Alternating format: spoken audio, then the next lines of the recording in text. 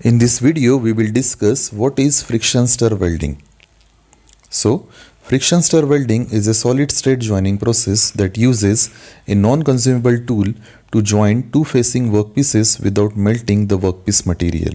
So here you can see a non-consumable tool which is used in friction stir welding process. So these are the two plates which we want to join together. So this tool rotates against the surface of the workpiece and the heat is created in between the tool and the workpiece, and this heat is utilized to weld the material. So it is a type of solid state joining process because here we are not melting the material. Now the heat is generated by the friction between the rotating tool and the workpiece material, which leads to a softened region near the FSW tool. So here you can see these are the two plates that we want to join together, and this is the tool which we use in a friction stir welding process.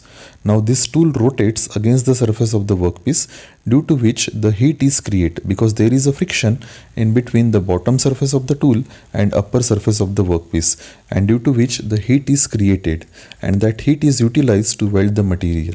So due to that heat, the material here get intermixed together, and this is the working of your friction stir welding process. Now, while the tool is traverse along the joint line, it mechanically intermixes the two pieces of metal. Now this tool rotate against its own axis, and at the same time it traverses along the weld joint, due to which the heat is created and that heat is utilized to perform the welding process. The FSW is performed with a rotating cylindrical tool which has profile pin having diameter smaller than the diameter of the shoulder. So here you can see the tool which is used for friction stir welding. It has a probe at the bottom end of it. So this is your probe or pin, and this is the shoulder of the tool. During welding, the tool is fed into the butt joint between the two clamped workpiece until the probe pierces into the workpiece and shoulder touches the surface of the workpiece. So during welding process, the probe pierces into the plate, okay, and the length of this probe is less than the thickness of this plate. The probe is slightly shorter than the weld depth required, with the tool shoulder riding atop of the work surface. After a short dwell time, the tool is moved forward along the joint line at the preset welding speed. So here you can see this is the probe that fed into the surface of the workpiece, whereas the bottom surface of the tool touches the upper surface of the plate, and then it starts moving along the weld joint. Frictional heat is generated between the wear resistant tool and the workpiece. This heat, along with the generated by the mechanical mixing process and adiabatic heat within the material, causes stirred materials to soften without melting. So as the heat is created between the tool and the surface, the material near here gets softened and get intermixed together. Now these are some of the advantages of friction stir welding process. That is, good mechanical properties in the as welded condition. So we will be getting good mechanical properties through this process. Improved safety due to the absence of toxic fumes or spatter of the molten metal. So as we are not melting the material, so there is no production of any fumes or spatter. Then no consumables. So in this process we are using a non-consumable tool, and we are not using any kind of filler material as well as shielding gases. So no consumable are required in this process. Easily automated on a simple milling machine. So we can use this process over your existing milling machine by doing simple modifications. Can operate in all position, horizontal, vertical, as there is no weld pool. So as we are not melting the material, so there is no formation of weld pool. So we can use this process in any position, that is horizontal or vertical. Generally good weld appearance and minimal thickness, thus reducing the need of expensive machining after weld. So very less machining is required after this process. It can be used for thinner material with same joint strength. Then low environmental impact. So as we are not melting the material, so there is low environmental impact, and this process is economical as compared to your fusion process.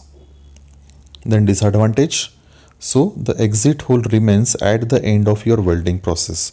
So as it is performed with the help of the probe at the end of the tool, so the impression of that probe, that is nothing but the exit hole that remains at the end of the welding.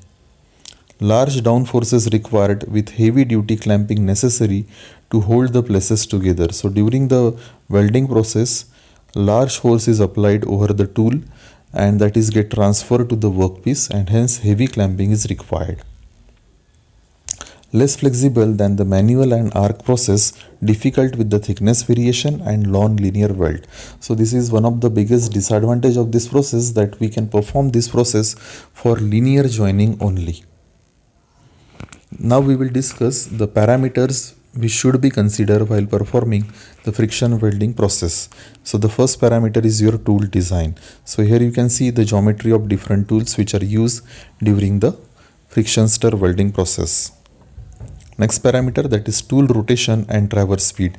So your tool rotates against its own axis as well as it traverses along the weld joint. So these two speeds should be considered while performing FSW.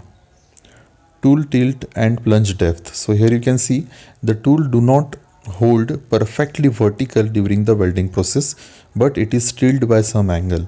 So this is nothing but your tilt angle, and as well as the probe of the tool is pierced into the surface of the workpiece with some depth, that is known as plunge depth. So these two parameters are also important in FSW. Then the welding forces. So your tool, the axial force is act on the tool.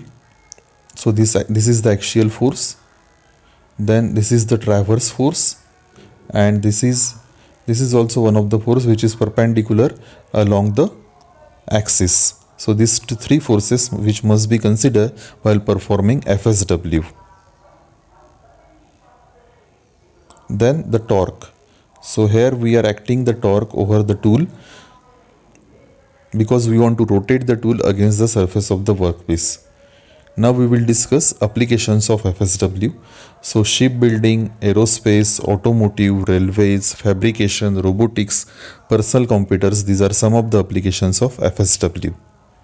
So this is all about your friction stir welding process. Thank you.